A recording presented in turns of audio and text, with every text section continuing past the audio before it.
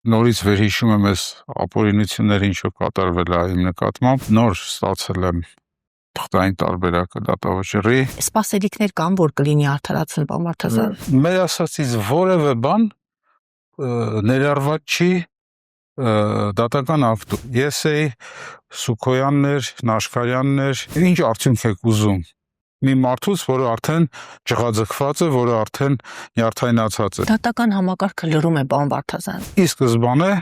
ես միշտ խոսացող եմ եղել։ Դուք խոսեցիք եւ փաստացի ձեր լիազորությունները դադարեցվեցին։ Ընդհանրապես դատավորի աշխատավարձ չեմ ստանում։ Իմ օրինակը վախենալու օրինակ չի։ Ամանչում եք ասել, որ դատավոր է։ Ինձ մոտ մեծ տպավորություն էր, որ այս դատական նիստը կավարտվի, մենք դուրս կգանք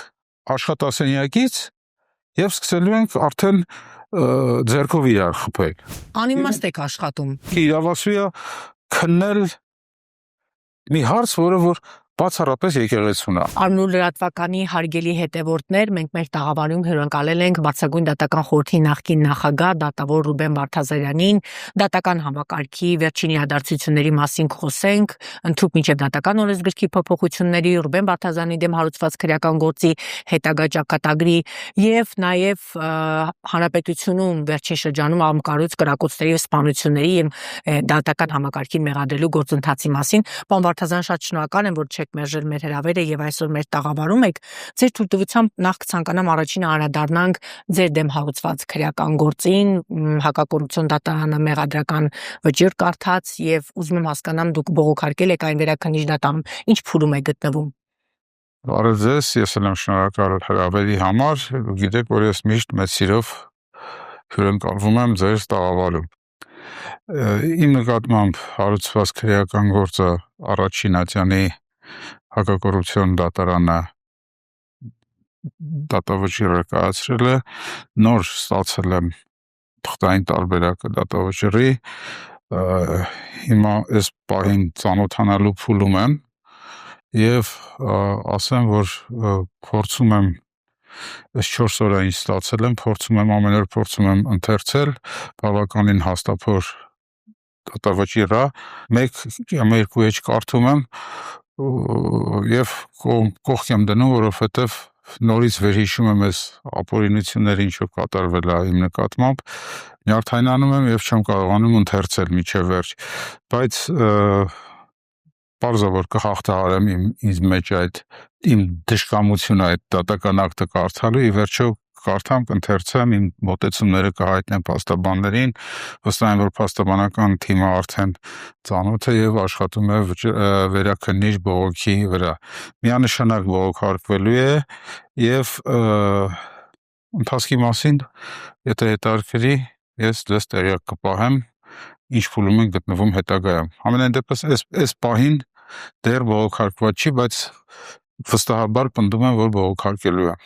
Հայաստանի Հանրապետության դատական համակարգից դուք ինչ սպասելիքներ ունեք։ Առաջին ատյանի դատարանի որոշումը արդեն պարզ է, վերաքննիչ ունեք, վճռաբեկ կա դեռ առջևում։ Սպասելիքներ կան, որ կլինի արդարացում, պարոն Վարդազարյան։ Գիտեք,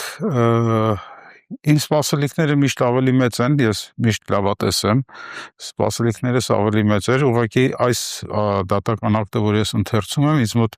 այն ինչ որ ընթերցել եմ, ինչ որ հասրել եմ ընթերցել, ինձ մոտ այնպիսի տպավորություն է, որ ես կամ իմ փաստաբանական թիմը դատարանի դահլիճում չենք եղել։ Այսինքն ընթերցում եմ ու հասկանում եմ, որ մենք ընդհանրապես լսված ենք ֆիզիկապես, լսել եմ այս դատարանը, բայց մեր ասածից որևէ բան ներառված չի դատական ակտում։ Այսինքն ֆիզիկապես գրված է, որ Վարդազարյանի փաստաբանները ասացին սա, հետո մի տողով ասում է հիմնավոր չէր եւ անցնում ենք առաջ։ Այսինքն մեր հիմնավորումները, մեր իրավական գնահատականները ընդհանրապես հաշվի առած չեն։ Ես լավատես եմ, հույս ունեմ, որ վերաքննիչ դատարանը ավելի խորը կուսումնասիրի, կարծում եմ, որ վերաքննիչ դատարանում այն պատվերը, որ իջեցված է, գոնե ավելի պրոֆեսիոնալ մոտեցում կցուցաբերի, որ պատվերը պատվերով, բայց արդարադատությունը ինչ որ որոշ չափով պետք է գործի։ Տեսնենք, մեծ հույսեր չունեմ, իմ հույսը ավելի շատ եվրոպական դատարանի, այսպես ասած, արդարադատություն եմ ակնկալում ավելի շատ եվրոպական դատարանից, բայց ցավոք սրտի ստիպված եմ արձանագրել, որ եվրոպական դատարանը նույնպես այս վերջերս ցույց տվեց իր քաղաքական լինելը, քաղաքական մարմին լինելը եւ Հայաստանի Հանրապետության դեմ ակնհայտ այն այբուբենային ճշմարտության հասնող վեճերը, որոնք հասնում են եվրոպական դատարան, այսպես ասած ռուսերեն արտահայտություն կա, գցում եմ դոլգի ящик, այսինքն այնքան ժամանակ չեն քննում, որ ակտուալությունն էլ է կորում։ Ձեր լիազորությունների դադարեցման մասով արդյունավունքների եվրոպական դատարանում ունեք Ուկրաինու։ Ինչ փուլում է գտնվում։ Հիշում որ կառավարության ուղարկել էին կոմունիկացրել էին, այո, ընդունվել էր վարույթ եւ հրատապ կարգավիճակ էր տրվել, բայց ամիսներ անց այդ հրատապությունը դուրս եկավ եւ պարզվեց, որ 8 դատավորի գործ, որոնք որ եվրոպական դատարանը համարել էր, որ հրատապ պետք է քննի եւ հրատապ լուծում պետք է տա այդ հարցին, որ այլևս հրատապ չի, դա նշանակում է, որ դեռ շատ երկար է տևելու այս process-ը։ Իսկ կար հիմնավորումը ինչով հրատապ չի, պարոն Վարդազան։ Տալիս էր դատարանը այդ հիմնավորումը, թե մինչ այդ հրատապեր ինչու այս փուլում որոշվեց, որ հրատապության հիմքեր չկան։ Եթե ես չեմ սխալվում, իմ փաստաբանները հարցում են ուղարկել եվրոպական դատարան, որ պատճառները հասկանան, բայց այդ գրության մեջ որևէ բացատրություն կամ որևէ մեկնաբանություն, թե ինչու այլևս հրատապ չի, չկար։ Պարոն Վարդազան, դուք եք եւ կարող եք հիշեք այն մյուս 7 դատավորների անունները մեզ հուշեիք, հասկանայինք, տեսնենք ովքեր են։ Ես միգուցե այդ 8-ի անունները չհիշեմ, բայց ես էի Սուքոյաններ, Նաշկարյաններ, Վճռաբեկ դատարանի 3 դատավորներ էին, Ասղիկ Խառատյան վերաքննիչ դատարանից, Արտակ Բարսեղյան, Տիգրան Պետրոսյան եւ 4-րդի անունը այս պահին չեմ մտաբերում։ Այդ բոլոր գործերը ոչ թե մեկ վարույթով, այլ մեկ օրվա ընթացքում որոշ տարբեր վարույթներով, բայց ըստ էության մեկ որոշմամբ էին ընդունվել, որովհետև հասկացել են, թե ինչ է կատարվում Հայաստանում դատական իշխանության հետ։ Երկար ինչքան, պարոն Վարդազան, տարիներ, 5-6 տարի, այսինքն եւ 5 եւ 6 եւ 10 միջև հնարավոր է այդքան տևի process-ը։ Պարոն Վարդազան, դատական օրենսգրքի փոփոխությունների մասին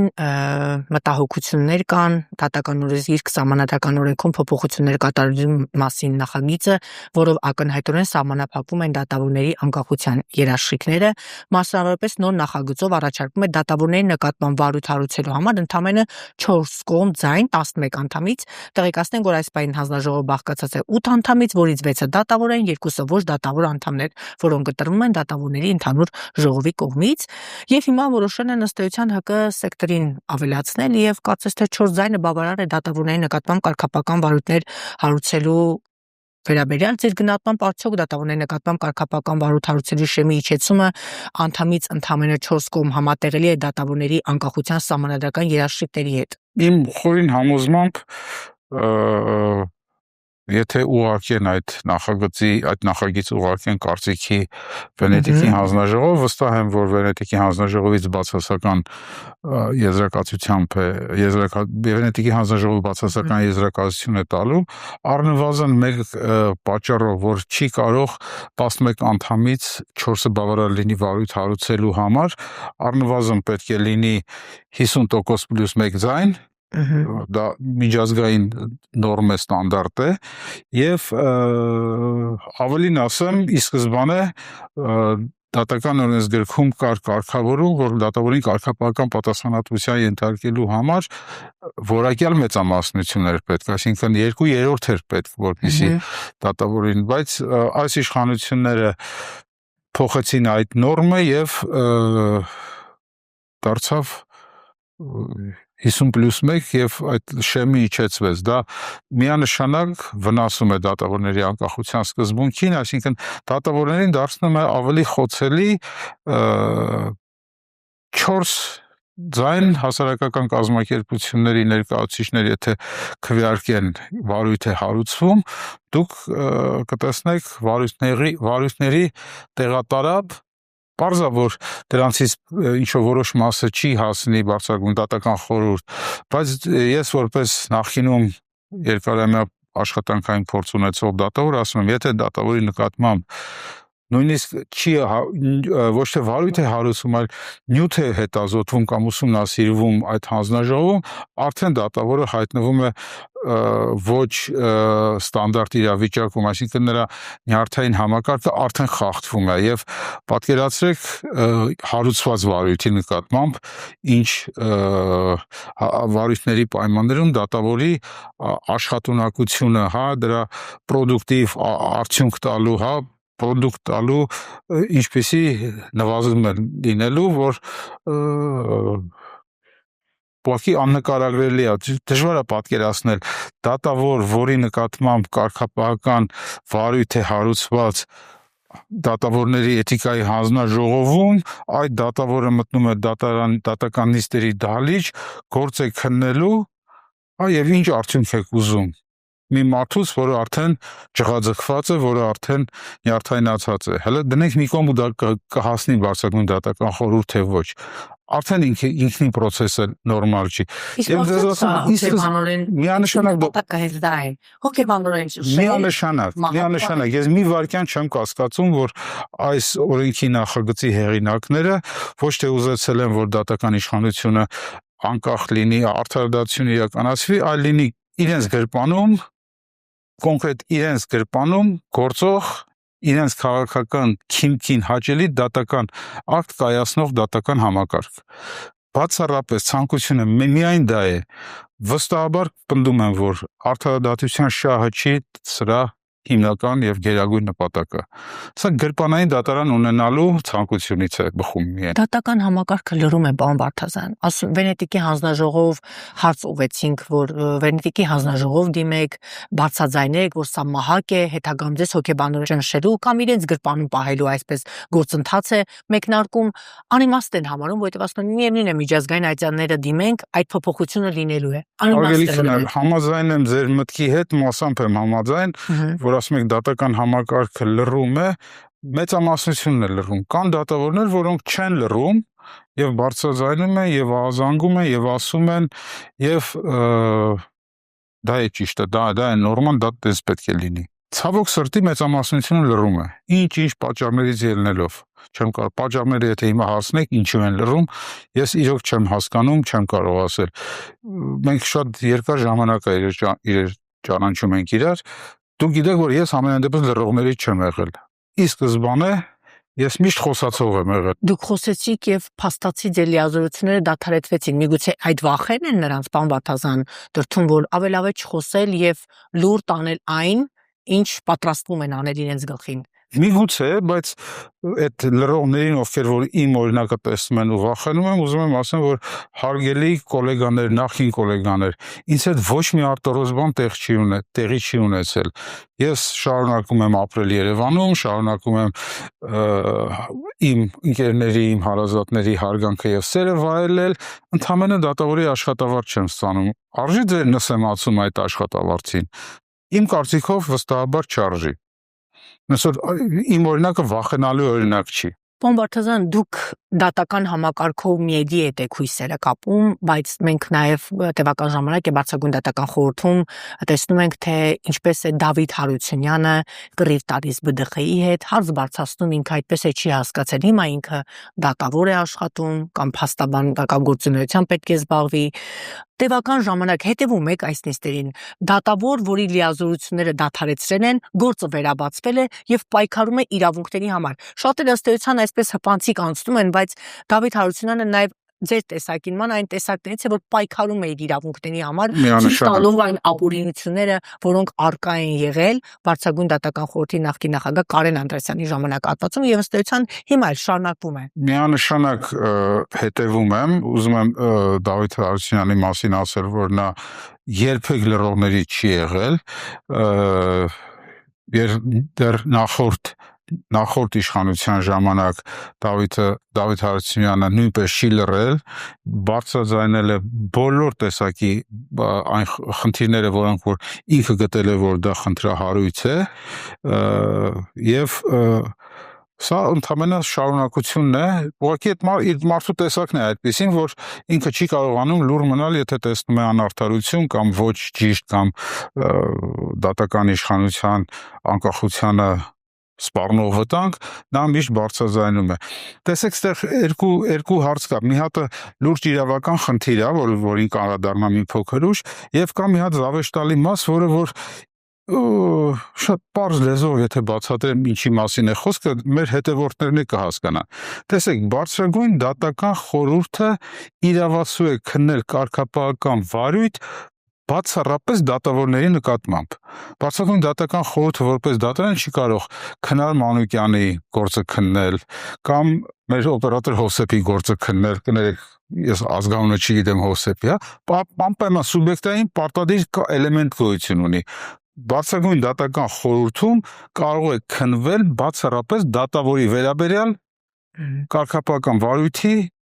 նյութ միջնորդություն։ Հիմա Դավիթ Հարությունյանն ասում է, եղբայր, եթե դու քննում ես իմ գործը հիմա,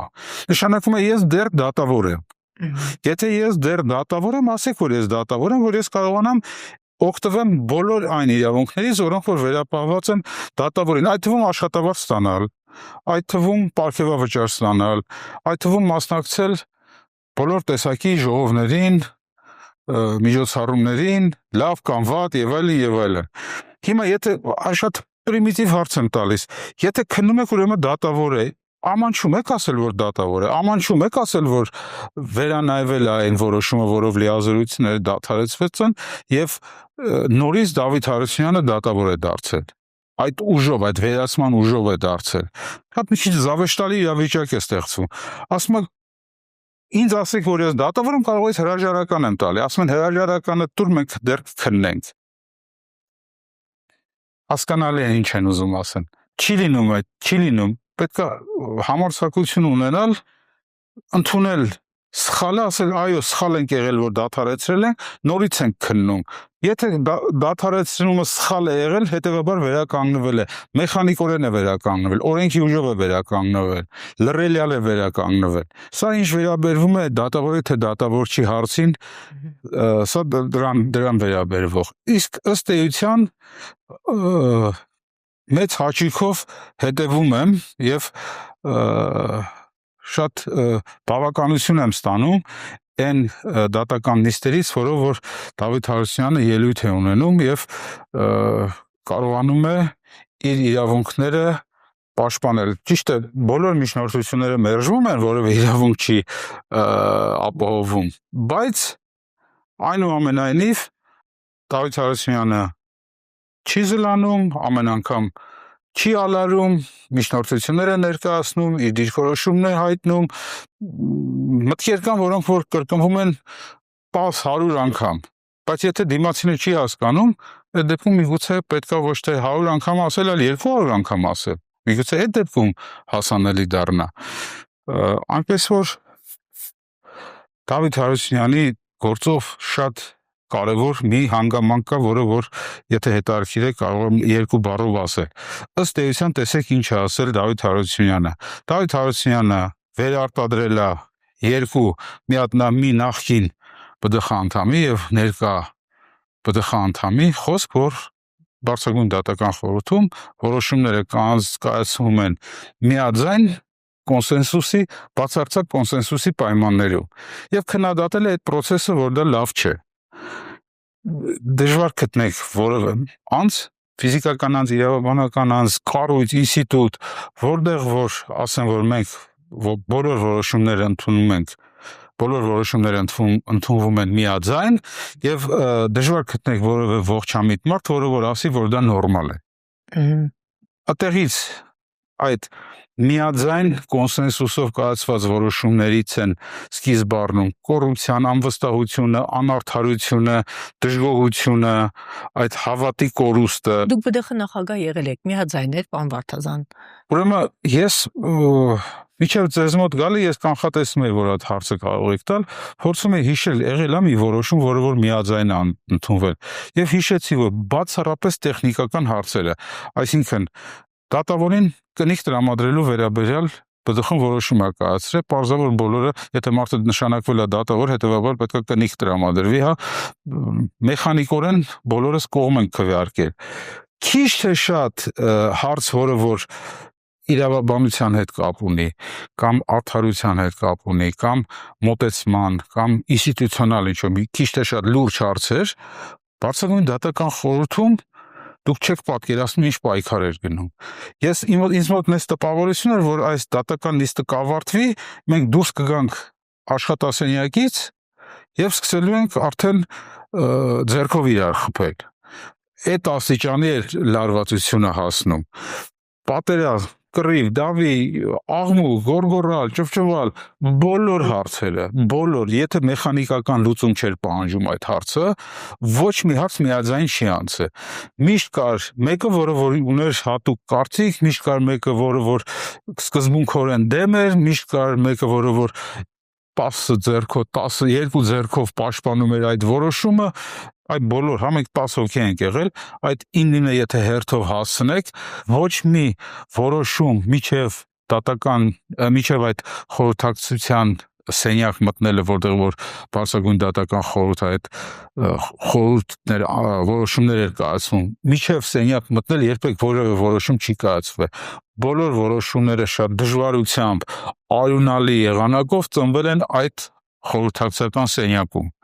Միջև խորհրդակցական սենյակ մտնելը որևէ որոշում չի կայացվել։ Ես պաշտոնապես դա պնդում եմ եւ բոլորը կարող են դա պնդել։ Բոլորը կարող են հաստատել իմ այս բառերը։ Ամենաիսկական դեմոկրատական սկզբունքով են որոշումները կայացվել։ Դա ինձ դուր էր գալիս, թե չէ, միանշանակ ինձ դուր չէր գալիս, որովհետեւ ես կուզենայի, որ ես բարձրագույն դատական խորհրդի նախագահ, որ ոնց ասեի, այդպես լիներ, բայց նաև հասկանում եմ, որ Դասավի դեպքում հաստատության երևի միաձայն եթե ընդունվել։ Եթե միաձայնա այդպես է, իսկ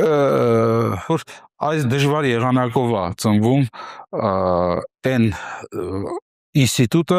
որը որ կոչված է ապահովել դատական իշխանության իրական անկախությունը, այլ ոչ թե թղթի վրա նշված եւ գրված։ Այնպես որ ուժուկորով եմ մաղթում Դավիթ Հարությունյանին, ես չգիտեմ, որ մասով կարողանամ օգտակար լինել իմ այս հայտարարությունը, որ բոլոր որոշումները ԲԴԽ-ում իմ նախագահության մորոք կայացվել են ոչ միաձայն, այլ թեժ պայքարի արդյունքում, ես կարող եմ պնդել, հաստատել, ինչ-որ ամեն կերպ, նույնիսկ նախորդ արձանագրությունները նիստերի եթե հանեք, դա պարզ կերևա։ Պարոն Վարդազան, օրերս նաև կապված դատական համակարգի հեղինակության եւ դատավորներին արատավորելու հայտարարությունների մասով ԲԴԽ-ներ կարծես թե նեղված այսպես մի հայտարարություն տարածե, հորդորելով փաստաբաններին չվարկաբեկել դատական համակարգը, որովհետեւ շատ փաստաբաններ այսօր կայացված որոշումների մասով խիստ դժգոհություններ են արտահայտում քաղաքական լինելու մասին, դատական համակարգը ամբողջությամբ քաղաքական հսկողության տակ լինելու մասով հայտարարություններ են տարածում։ Դուք ծանոթ եք այս փաստաբանական համայնք եւ ԲԴԽ այս ներքին տարաձայնություններից։ Ինչի՞ց են դատավորները։ Ծանոթ են այն ինչ-որ մամուլում է գրված եղել, տեսել եմ բարձրագույն դատական խորհրդի հայտարարությունը եւ տեսել եմ փաստաբանների արձագանքը այդ հայտարարությանը, ասեմ հետեւյալը. բարձրագույն դատական խորհուրդը պարտավոր է միշտ արձագանքել այն դեպքերին, երբ թիրախավորվում է դատական իշխանությունը կամ դատավորը։ Բարձրագույն դատական խորհրդի պարտականությունն է արձագանքել պաշտպանելով դատավորի շահը, բայց այստեղ մեծ բայց կա։ Դա միշտ է արվում, այդպես է արվում, թե ոչ։ Միանշանակ ասում եմ, ոչ դա այդպես չի արվում։ Ինչի այս դեպքում բարձրագույն դատական խորհուրդը որոշեց պաշտպանել դատավորներին, որովհետև փաստաբանները թիրախավորել էին այն դատավորներին, որոնք որ իրենց այսպես ասած, հա, վիրավորական կարող է հնչել, բայց ոչինչ, թող մի քիչ վիրավորական հնչի, որոնք որ իրենց քիթը մցրել են եկեղեցու ներքին գործերի մեջ։ Փաստաբանները թիրախավորել էին, բարձրագույն դատական խորհուրդը որոշեց պաշտպանել դատավորներին։ Շատ ավելի լուրջ հարձակումներ են լինում դատական իշխանության վրա, եւ բարձրագույն դատական խորհուրդը որևէ կերպ չի արձագանքում։ Օրինակ, վերջերս դատավորներին նվիրված, դատավորի օրվա նվիրված դատական իշխանության աշխատակցին նվիրված օրվա կապակցությամբ մեծ հանդիսավոր Այո։ ժողով էր, այսպես Դվինում ասած։ էր կազմակերպել։ Այո։ Եվ Բարձրագույն դատական խորհրդի վճռաբեկ դատարանի նախագահի բոլոր դատարանների նախագահների բոլոր դատավորների ներկայությամբ Հայաստանի Հանրապետության վարչապետը ասաց, որ դատական իշխանությունը լեգիտիմ չէ եւ զրո արձագանք։ Այս պայմաններում արձագանքել 1-2 փաստաբանների հայտարարություններին Բանատավյանը կհամարձակվեր Նիկոլ Փաշինյանի հնչեցած գնահատականին։ Գիտեք, եթե նույնիսկ այդ պահին չհամարձակվեր, հետո պետք էր հայտարարություն անել, իսկ շատ ավելի ճիշտ կլիներ, որ միջև այդ հայտարարությունը այդ նախապատրաստական փուլում կոչ աներ հորդորեր կամ համոզեր կամ բազմաթիվ զրույցների ընթացքում ասել, որ չի կարելի, ինչ չի կարելի ասել դատական իշխանության վերաբերյալ գործադիր իշխանության մարմնի ներկայացուցիչներին, նամանավանդ վարչապետին։ Երբ որ վարչապետը կանգնում է ամբիոնի մոտ ու իլուր ամբողջ աշխարհի ասում է Հայաստանի Հանրապետության դատական իշխանությունը լեգիտիմ չէ, հետևաբար լեգիտիմ չեն նրա կայացրած բոլոր վճիռները, դատավճիռները, որոշումները, անիմաստ եք աշխատում։ Ամերիկաներ, որոնք եկել են Եթե նրան այդ հայտարարությանը լռում եք, ապա փաստաբանների քննադատության ինչ եք արձագանքում։ Իսկ փաստաբանները իմ կարծիքով շատ ճիշտ էին խնդիրը բարձրացրել, որ դատարանը իրավասու չէ միջամտել եկեղեցու ներքին հարցերին, ներքին գործերին, ընդ որում այդ արգելքը ես ճիշտ ասած գալուց առաջ նույնպես ենթադրում եմ, որ այս հարցը տրվելու է եւ նայեցի մի բիբլիական ճշմարտություն կա, աստվածաշնչյան ճշմարտություն կա, Ավետարան ըստ Մատթեոսի 22:21 Աստծուն տվեք Աստծոնը, կայսրինը կայսրին։ Պատկերացնում եք, երբ այդ սկզբունքը հռչակվել, տեղ գտել Ավետարանում եւ երկարամյա տրանսֆորմացիայից հետո տեղագտել մեր սահմանադրությունում, որ պետությանը արգելվում է միջամտել եկեղեցու ներքին հարցերին։ Պատկերացնում եք, որ երբ է գալիս ըստ Մատթեոսի Ավետարանից միջև մեր սահմանադրությունը այդ սկզբունքը պահպանվում է, որ աշխարհիկ իշխանությունը զբաղվում է իր գործերով, եկեղեցին զբաղվում է իր հարցերով։ Եվ բայց այսօր պարզվեց, որ դատավոր Էդգար Հովհաննիսյանը ԲԴԽ անդամ լինելով էական չի ԲԴԽ անդամը թե չէ։ Պարզվեց, որ ինքը կանոնական իրավունքի, եկեղեցական կանոնական իրավունքի մեծ մասնագետ է եւ ինքը իրավասու է քննել մի հարց, որը որ բացառապես եկեղեցուն է ենթակա լուծման։ Գիտեք, մի դեպք հիշեցի, ուզում եմ ցույց տամ, երբ դատարանը ընդհանրապես իրավունք չունի միջամտի ինչ-որ հարաբերությունների, հələ դնենք իրավունքը դնենք մի կողմ, հա, ես նոր իրավունքի մասին էի ասում, որ սահմանադրական նորմը ուղղակի պետք է գործի եւ դատարանը իրավունք չունի միջամտել եկեղեցու գործերին, բայց դեռ իրավունքի գերակայությունը դնում է մի կողմ։ Իրեք ժողովրդական ասացվածքը, հա, քթիծակ, այդ քթիծակով է պետք նաև հասկանալ, ինչին կարելի է միջամտել, ինչին կարելի է, որ հայցերը, որ հարցերն են ենթակա դատարանում քննության, որոնք ենթակա չեն։ Տարիներ առաջ դեռ կենտրոն դատարանում էի աշխատում, մենք մի հայց ստացանք, որտեղ որ ինչը մի ուսանող հանձնել էր ընդունելության քննություններ պետական բուհերից մեկում, որտեղ հանձնաժողովը նրան անբավարար գնահատական էր նշանակել եւ նա չէր ընդունվել բու։ Նա գտնում էր, որ հանձնաժողովը սխալ է գնահատել, իրեն անբավարար նշանակել, դա հանձնաժողովը պետք է իրեն բավարար գնահատական նշանակեր, այդ պայմաններում նա կընդունվեր բու։ Եվ հայցով դիմել էր դատարան, թվում է թե պետական բու, պետական մարմնի ներսում, պետական բուհի ներսում ռեկտորի կամ ռեկտորատի կողմից ձևավորված պետական ընդունելության պետական հանձնաժողով, թվում է թե խնդիր չկա, չէ՞ որ դատարանը քննի նման հայցը, բայց մենք մի ժողովի նման մի բան կազմակերպեցինք, հարսնացին հույսից հիշեցի, ասում եմ, մենք այս ժողովը նման մի բան արեցինք, հա, մենք հավաքվեցինք համենայն դեպս քաղաքացիական մասնագիտացում ունեցող դատավորներով հրավիրեցինք եւ վերաքննիչ ատյանից եւ վճռաբեկ ատյանից իմ նախաձեռնությամբ եւ հարց քննեցինք դատարանը իրավունք ունի ընդհանրապես նմանատիպ վեճեր քննել Եվ հասկացանք, որ եթե մենք փորձենք մտնել այդ դաշտ, դատարանները կդառնան պետական քննական հանձնաժողովներ։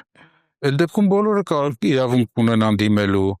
Այդ դեպքում, հասկանաք, մեկ կարող է դիմի ասի հարևանի կինին չի սիրում, պարտավորեցեք հարևանին, ես մի քիչ աբսուրդացնում եմ, որ պարզ լինի, ինչ չի կարող անել դատը։ Թվում է թե արգելք չկա, չէ՞, բայց ոչ փաստաբաններն են նման հայցեր ներկայացնում, ոչ քաղաքացին է ուզում նման հայց ներկայացնի։ Պարտավորեցեք, որ հարևանս ինձ բարևի։ Պարտավորեցեք, որ պետական քննական հանձնաժողովը ինձ այդ դեպքում մարդիկ ոչ թե կսովորեն, կպարապեն, այլ դատարանով կընդունվեն բու։ Պատկերացնում եք, չէ, ես ինչ նկատի ունեմ։ Հարցեր կան, որոնք որ լրելյալ չի կարող դատարանը քննել։ Դրանք այդ հարցերն են, որոնք որ ենթակա չեն դատարանում քննության։ Ոչ թե ընդդատության խնդիր, այլ ենթակայության խնդիր է։ Իրավական մասը ասեցի, այն բարի հոգեբանականն ասեցի, չի կարելի մտնել այն դաշտ, նամանավանդ որ դրա մասնագետը չես։ Եթե լիներ հասարակագիտություն առարկան, հələ մի կերպ կարելի էր պատկերացնել, բայց պատկերացեք ֆիզիկա, քիմիա, կենսաբանություն առարկաներ։ Դատավորը պատկերացնում եք, դատավորը նստում է կենտրոն դատարանի մի դատավոր, որը որ 10 տարի առաջ ավարտել է Երևանի պետական համալսարանի իրավաբանական ֆակուլտետը եւ քննի ֆիզիկայի վերաբերյալ քննաթերթիկի մի հարց, նրա պատասխան եւ հանձնաժողով 6 հոգանոց հանձնաժողովի դիրքորոշումը ասի, չէ, հանձնաժողովը ճիշտ է կամ սխալ է։ Ժպիտ առաջացավ, չէ՞ ձեր աչքերում։ Նույնը վերաբերվում է եկեղեցու հարցերի։ Եթե կանոնակարգ գոյություն ունի լիազորությունները այսպես կարգալույծ անելու կամ կարգելու, իսկ պատկերացրեք, որ հանգարց կարգալույծ անելու հարցը դատարանում լուծվի ինչ որ կերպ կամ բավարարվի կամ մերժվի հայցը էական չի։ Պատկերացեք, իսկ կարգելու համար կարելի է դիմել։ Իսկ ավելի բարձր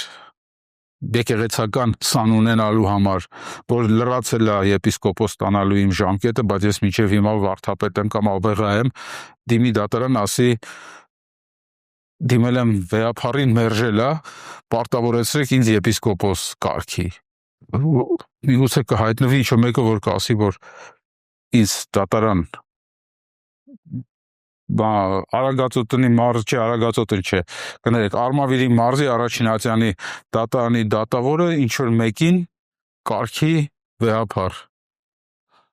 Ասի ընտրությունները սխալ են անցել։ Երևույթ է ինքն արդեն։ Դուք պատկերացեք այդ նույն հարաբերությունները եկեք տեղափոխենք ընտրական process-ի վրա։ Դուք գնացել եք, քվեարկել եք ԱԻ օգտին, ինչ-որ մեկը դիմի դատարան, ասի քնար Մանուկյանը սխալ է քվեարկել ընտրական process-ին։ Ռուբեն Վարդազարյանն էլ է սխալ քվեարկել, որ ԱԻ-ն են տվել իրեն ձայնը։ Ես չեմ ասում ես իշխանություն կամ ընդդիմություն։ ԱԻ-ն են ընտրել Ռուբեն Վարդազարյանն եւ Քնար Մանուկյանը, սխալ են իրանք ընտրել։ Էս հիմնավորումներով նրանք B-ին պետք է ընտրեին։ Եթե մենք մտնում ենք այդ աբսուրդի դաշտ, ապա այդ աբսուրդի դաշտը դառնում է անսահման եւ ցանկացած աբսուրդ հարաբերություն կարող է դառնալ դատական վեճի առարկա եւ հետեւաբար դատարանում կարող է դա քննվել։ Դա ուղղակի պետք է արգելել շուտափույթ, կարճել, մերժել ընդդատության, ենթակայության հիմքով, որպեսզի մենք այս աբսուրդ դաշտ չմտնենք։ Պարոն Վարդազարյան, վերջին շրջանում հանրապետությունում աղմկահարույց, նաև կրակոցների եւ սպանությունների ավելի քան վստահ եմ, որ որպես Հայաստանի Հանրապետության քաղաքացի տեսնում եք, թե ինչ է կատարում, մեկ շաբաթվա ընթացքում խմբով 40-ից 50 անձիկ հավաքվում են եւ օրը ցերեկով հարցեր են փորձում պարզել եւ արդյունքում ճակատագրական հետևանքներ են ունենում, այդ բախումները մահով են ավարտվում։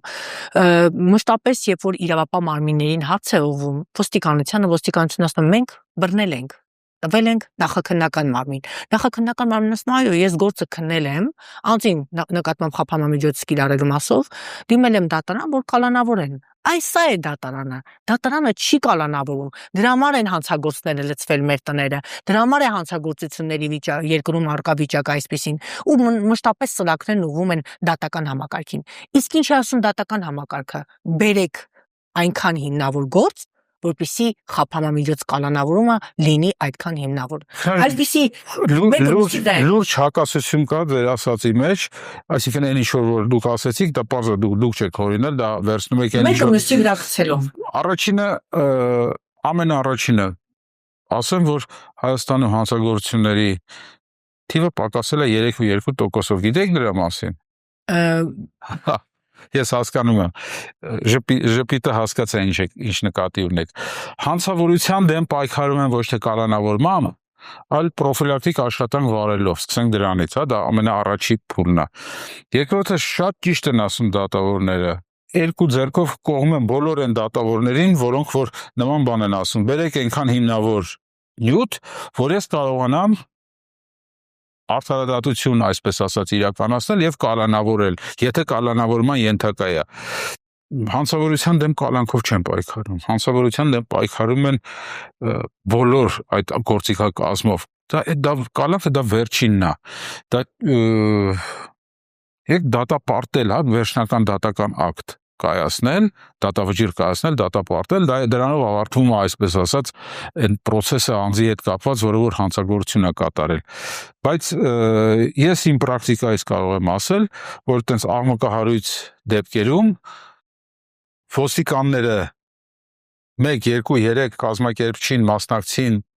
բռնելու հետ միասին հավաքում են եւս 15-20 մարդ, որոնք որ այնտեղ կանգնած են եղել, տեսել են, վկա են, լսել են կամ իրանց ձեռքը տալ եւ այդ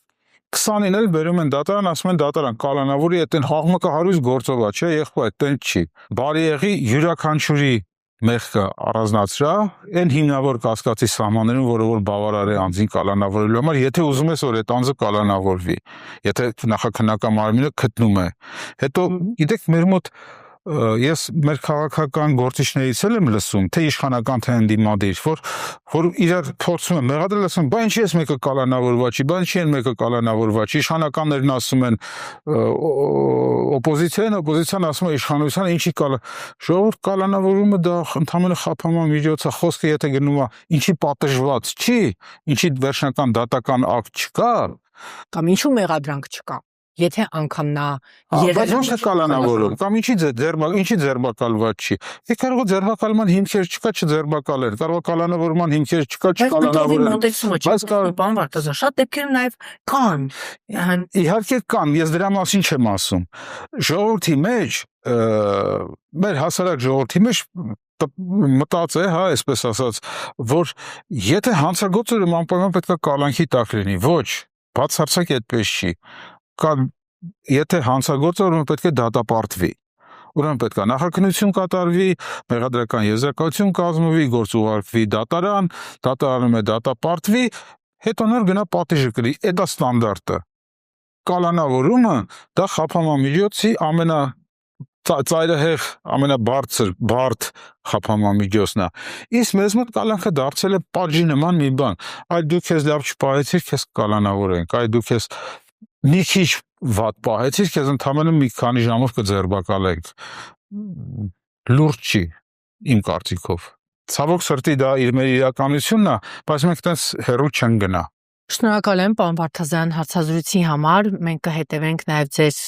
դեմ հարուցված քրեական գործի հետագա ընթացքին, վերաքննիչ դատարանի բողոքական գործընթացին, ընդհանուր նաև Մարդու իրավունքների եվրոպական դատարանի թեպետ տարիներ հետո որոշմանը, բայց ձեր լիազորությունների մասով սա իսկապես մեծ համար նորություն էր, որ ու դատավորների մասով միեդը հրատապությունը այդքան կարևոր չի համարել եւ հրատապության սկզբունքով չի քննելու։ Շնորհակալ եմ մեր հրավերն ընդունել։ Չէ, հրատապությունը դա կարգավիճակ է, որը որ տվել է հրատապի կարգավիճակ, հիմա այդ կարգավիճակից հանել է դուրս։ Շատ շնորհակալ։ Ես եմ շնորհակալ։